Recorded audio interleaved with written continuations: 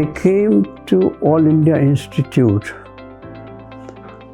as a professor and joined on 1st of March 1965. Before that, I was working in Lucknow and KG Medical College as a professor. But I always wanted to be in the All India Institute because it was a new experiment in the country. It was expected to have much better facilities and also a much better academic environment which had already existed. So I was selected and I joined here. But before coming here, I met the director and said, "Sir, do we have the facilities that I start? I can continue still in Lucknow and then I can join when you have the facilities." He said, "If you don't come, there will be no facilities. So you come and we have enough money from the Rockefeller Foundation to get you all that you need for your work." And with that promise, I arrived here on that, shall I say, historic day. My, what should I say, a respected neurologist of this country who was already nearing his retirement age, was virtually forced to join as professor of neurology. And he said he will only join if I join the institute. And therefore, two of us started on that day. And I suddenly realized that there was nothing. There was no bed allotted to neurosurgery or neurology. There was no office for us to sit down. There was no assistant. Therefore, the director, Dr. Vig, vacated his office as head of the Department of Medicine because he had become director and asked Dr. Baldev Singh and myself to use that room and start ordering. In my presence, he called the people from the office and said, "Get all the things that Dr. Tandon wants as soon as possible. You let them be flown in from." All that was to be purchased from USA by the Rockefeller Foundation. So the fact is, I arrived here. And but what do I do?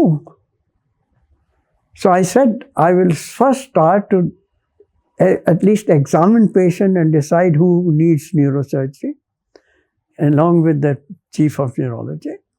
And then, in the meanwhile, collect all this facility and start. But the pressure of patient was so much that before we could have the first set of instruments, the patients were already lined up because there was a visiting neurologist in the institute just before this. He had gone back to US, and there was an assistant professor in neurology. Anyway, so every day I was asked, "Yes, this patient needs operation. Can we do it?" I said, "Where is the equipment?" Anyway, Dr. Baldev Singh, as I said, he was much older, much respected, one of the first neurologists in the country. He virtually, and in some sense, adopted me. And one day, a few days later, he said, he used to call me Bhaiya. "Bhaiya, operation शुरू कर दे, नहीं बदनामी हो जाएगी कि operation करना नहीं आता, इसलिए बहाना ढूंढ रहे हैं कि सामान नहीं." Anyway, I looked at things.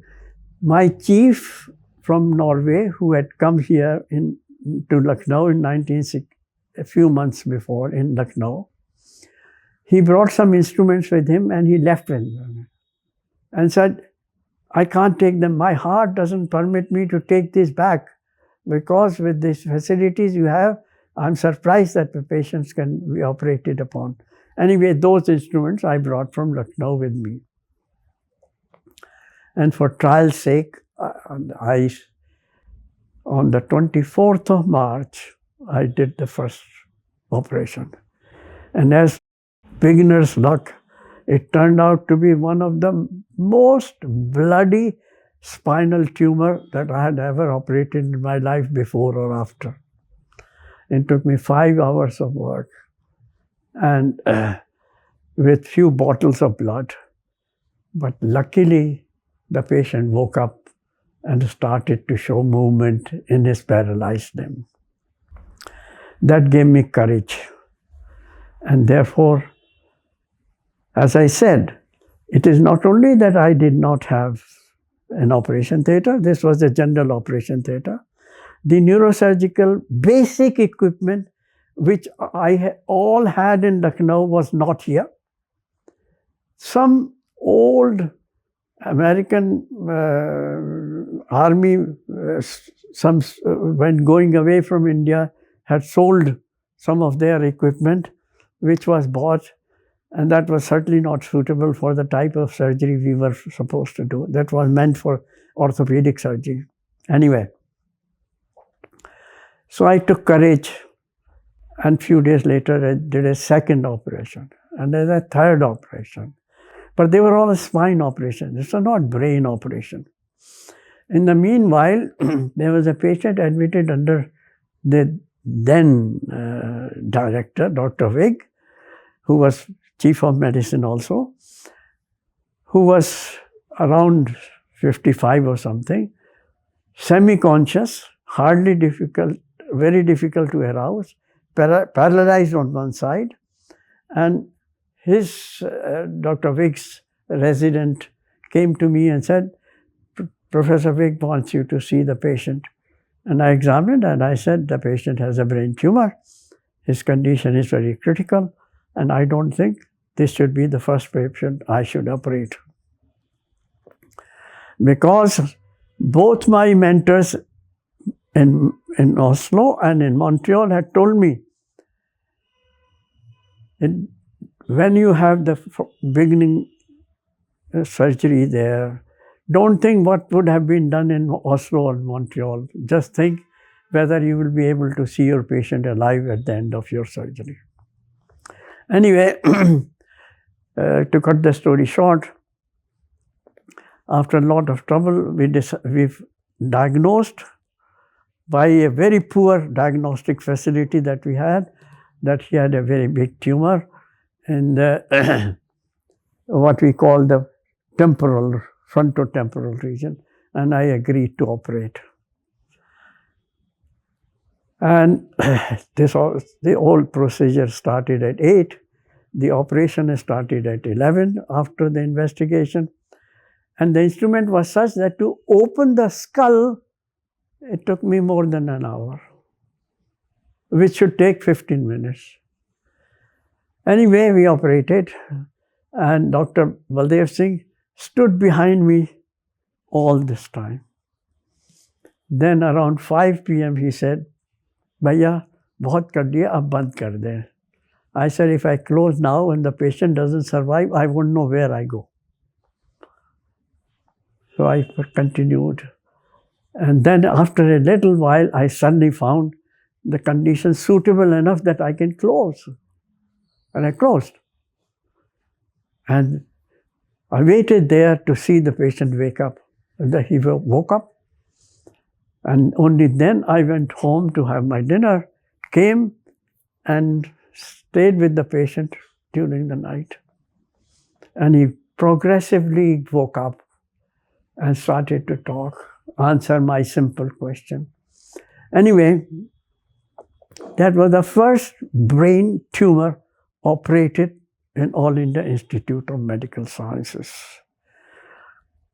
And Again, the story is too long, but he survived, he recovered, his paralysis improved, he went home walking.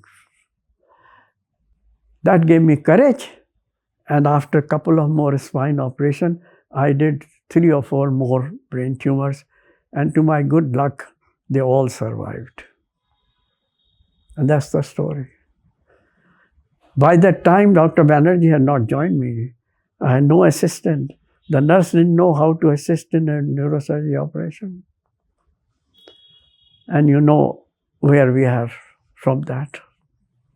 Dr. Banerjee joined me in June, and once we were 2 of us together, we were a team of the type that very seldom is seen in this country.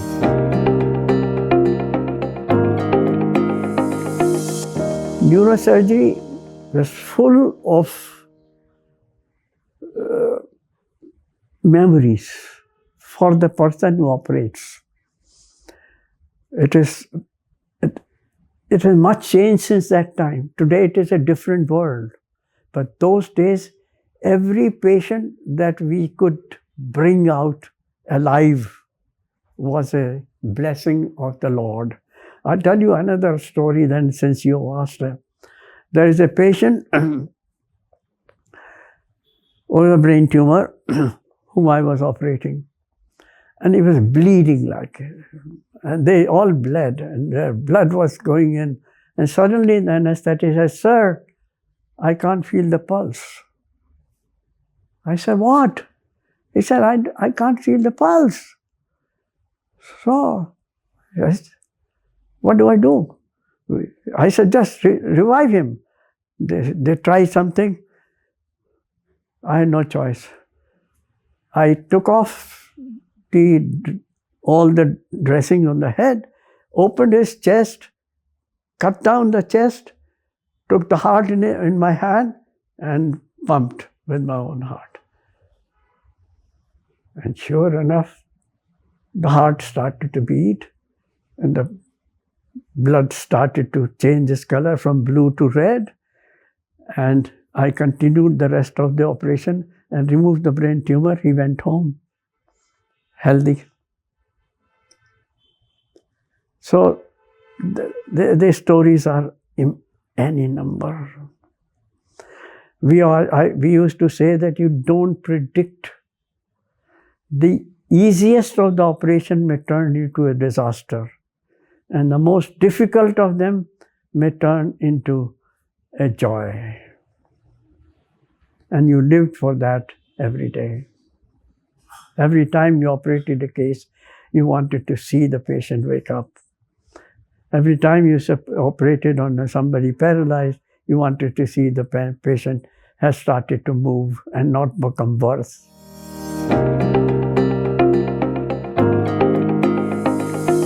See, once Dr. Banerjee joined, as I said earlier, we formed a team which was not easy to. In most centers where training had already started, there were only 1 or 2 neurosurgeons. So the director called us and said, "When will you start training?" I said, "Sir, we still don't have full equipment and all that."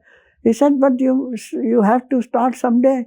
So at least take somebody." And then came, I showed you the photograph of Dr. Brahm Prakash. And Dr. Brahm Prakash had worked with Dr. Banerjee in Lucknow. And he had a short-term army job which he had finished. And he was willing to come as an assistant. So he joined. Then we became 3. And but then we had the whole neurology team with Dr. Baldev Singh, his assistant professor, and his resident. So we combined teaching between neurology and neurosurgery. So our rounds were together. Every patient we saw together. All the students were with us together. Therefore, we could quickly start. And very soon we had already started seminars, journal clubs. Not only that, we involved other people. For example, hearing is a part of the brain. We contacted the chief of ear, nose, and throat, and we said we want your help, and we involved them, and they would be helped by our knowledge, and from there we started to work together and formed a small unit of neuro-otology. We went to the eye surgeons, and eye, after all, is an extension of the brain, and we said we want every patient who comes to us to be examined by you. They were all very willing, and we start a small unit of neuro-ophthalmology. Right? Of course, we had to work with the radiology because everything had to be, those days there were no CT scan, MR scan, this scan, that scan. The type of investigation that we had to do, they were risky. They even could be occasionally produce damage, the investigation itself. So we had to have a very good team, and we had, luckily for a short term, we have an assistant professor in radiology who worked with me in Lucknow before he came to Delhi. So I had him. So he became a part of our team. So gradually we start to get, and because of Dr. Baldev Singh's position, anything we wanted, we could get it through him. And so we started regular training and teaching within a short time. And the first postgraduate, Dr. Brahm Prakash, was 1969, 68 or 69, right? And then we used to take only one postgraduate at one time, no more. And gradually the number increased, and initially people were scared of coming to neurosurgery. When they saw what is happening, there were more demands, and we had more people. So that by 1970, we had already 3 batches of students passed with MCH. And the description of this is best I don't give myself. One of the examiners of these batches was invited to Madras at the time of the inauguration of the Madras Neurological Institute as it was. And there, when he was talking about it, he mentioned that in his experience, there were only 3 institutions in the country: Christian Medical College, Vellore, All India Institute of Medical Sciences, and this institute in Madras, which have the facilities to train people for degrees. And in his opinion, which if you want, I can give you a copy later on of his statement. In his opinion, these will be the 3 institutions which will ultimately last the longest. So you had to talk to people. You have to make them feel that they are wanted, and you can help them also, they can help you. And you have to shed all your ego. No ego will work. I mean, I keep on repeating everywhere I talk, everywhere I write. I mean, the type of relationship we developed among ourselves. The Department of Neurosurgery in All India Institute of Medical Sciences, during the years that I was there, that is from 1965 to 1990, was a family working for a cause, working for a dream, and the dream was common to each one. And no one shirked No one questioned. We all worked together and we lived together. So those stories you can find in this book. There are enough number of those stories described here in my autobiography. But I can only repeat as many times as I can that nobody could have been more lucky than I was with the type of associations we developed, not only within the department, but with Department of Radiology, Pathology, Anesthesia, and also with Anatomy and Physiology and Biochemistry. And from there emerged new departments. None of these departments existed. The department existed for general purpose, but not for the neuro. And ultimately, we developed a full-fledged neuro anesthesia, neuroradiology, neuropathology. They have all evolved. But they've all evolved because we worked as friends. And that was the tradition of All India Institute, at least at that time. Dr. Ginde, one of our pioneers of neurosurgery in this country from Bombay, who was examiner in our institute also, when he was invited as a chief guest at the time of the inauguration of the Madras Neurological Institute, he gave a talk. In this talk, he has stated,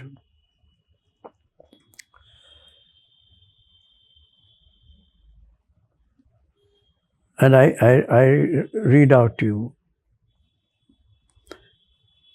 This is what he said about the program that we had in All India Institute in Department of Neurosurgery.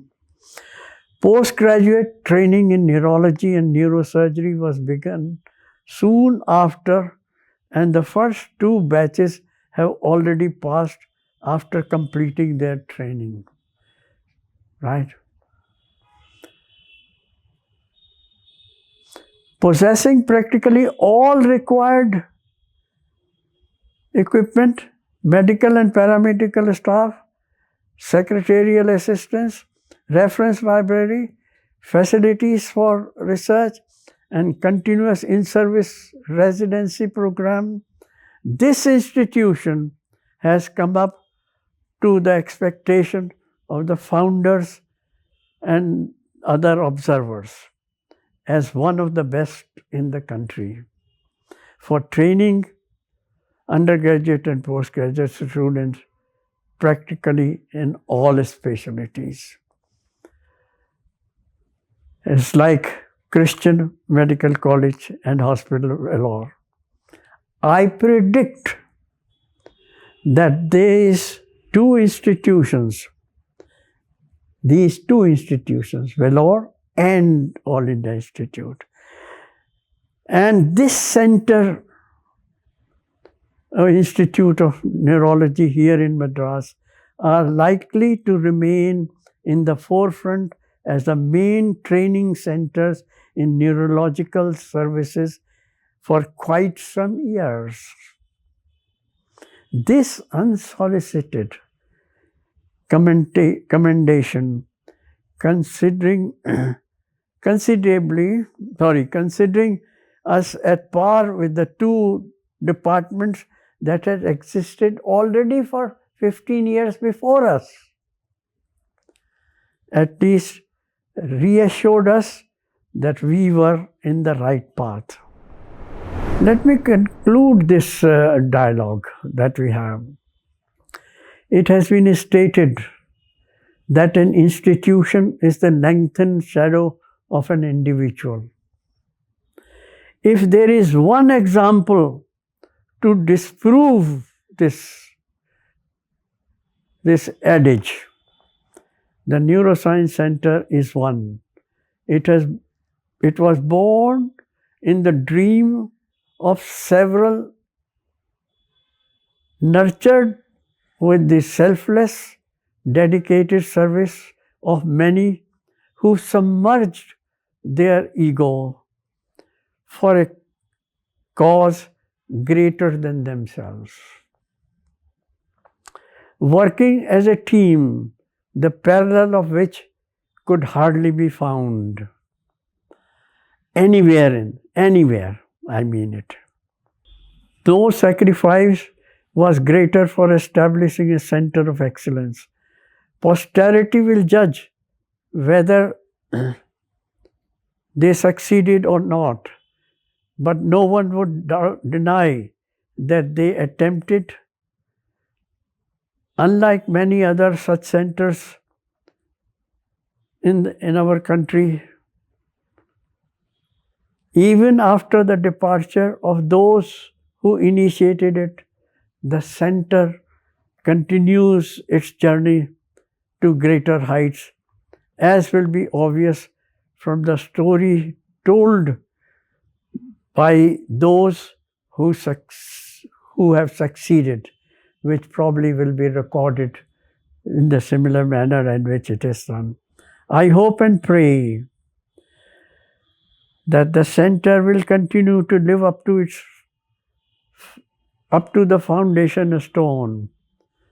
In the ultimate analysis, it is not the budget nor the number of staff positions that make a truly great center for public service and higher learning. It is the presence of thoughtful, imaginative, humanistic, loyal, devoted faculty and students that is vital. The center continues to be endowed with them, and I can only wish them greater heights in years ahead. It is not only that we were family when we were working, but you know that Dr. Banerjee and I retired more than 30 years ago. Dr. Banerjee has retired more than 20 years ago. He still visits me every Sunday. And we talk to each other every day at 6 p.m. So his telephone might be coming. We had that kind of relationship. And that gave us strength. Not that we didn't disagree on things. We disagreed, but we frankly discussed with each other and came to a decision and followed the decision as an honest team. As an assistant professor, the professor called his assistant by his first name. I never called him by first name. I always called him as Dr. Banerjee. Just to show that Dr. Tandon and Dr. Banerjee are not people of different status. They are equals. And till today, I call him Dr. Banerjee and he calls me sir. And we meet every Sunday. So this is a story which doesn't exist anywhere. The closest of close. So we have that kind of relationship to develop with one aim, one goal, one dream, and the dream. In my opinion, at least my dream was fulfilled. I hope there was also. I wanted to be a surgeon. Surgeon is one who cuts human body. And I got that message very early in my childhood from my maternal uncle, who was a surgeon, who was one of the first house surgeons in Irvine Hospital in Delhi. And I was brought up by my grandparents and not by my parents. And so we were a huge joint family. And then he will come and tell us stories about his patients. And I said, "Oh, this is the thing to do. This is the thing to do." So before I joined the medical college, I wanted to be a surgeon. But once I joined the medical college, then I didn't know the difference between an academic person and a professional person. And as I progressed during my college days, I realized what all the things that we have to learn are coming from England or from America, from books published there, from we quote them, we just, as if they are the only persons who have done anything. Then we said, we must produce, I thought, I must produce something which can at least compare to them, if not compete with them. And therefore, whether I did neurosurgery or I did cardiac surgery or I did any other surgery, it would have made no difference to me as long as I was in an academic institution. And Lucknow Medical College, where I was educated, was at that time one of the 17 colleges, medical colleges in the country. Today there are more than 500. Okay. Now, but there are very few really academic. Academic means that you are not only just a professional person operating, but you are trying to learn and trying to advance knowledge. And for advancing knowledge, you have to do research. And one of the most important aim of All India Institute was, unlike other medical colleges, not the outstanding medical care or education, but also research. And that suited my temperament.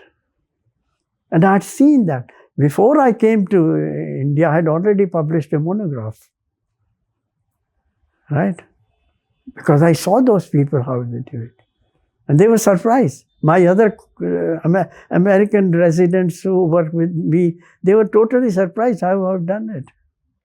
But because that was my passion, whatever else word I can use. And so, soon after arriving in All India Institute, when we had so little facilities, we within a short time started publishing, collecting data, collecting new knowledge. Not, if I may use again a quote, one of my mentors in Montreal, the chief of that place, Dr. Penfield, he wrote a book about the Montreal Neurological Institute. The title of the book was No Man Alone. Though everything was done by him, he was the person who thought of it, he worked for it, he created that institute, but wrote No Man Alone. He got people whom he could trust, whom he could work with him, and produced at that time what was called the Mecca of neurosciences.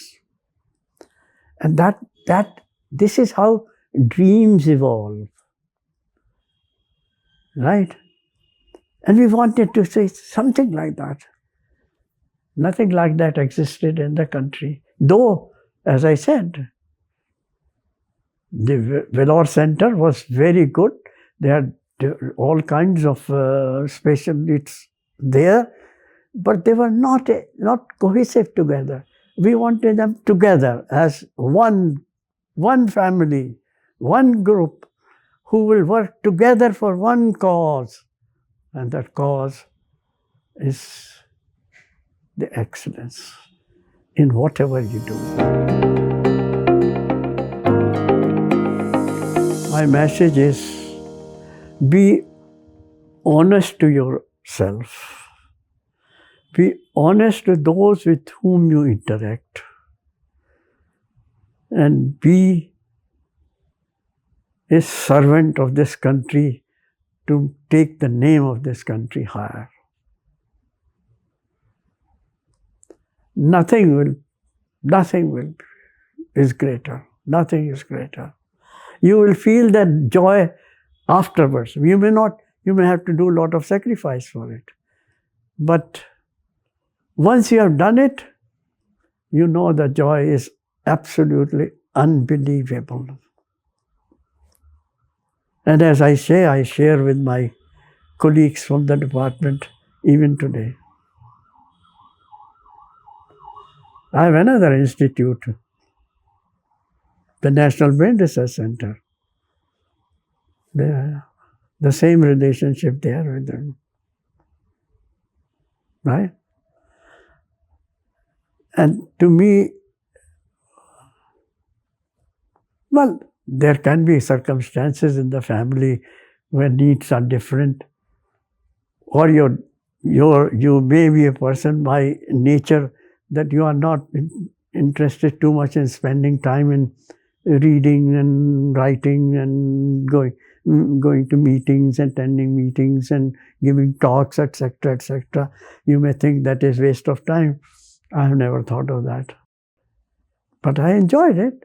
So do what you enjoy, but at the same time, honestly. Have a goal, work for it, whatever that goal is, as long as it is done with all honesty. It can't be a better message.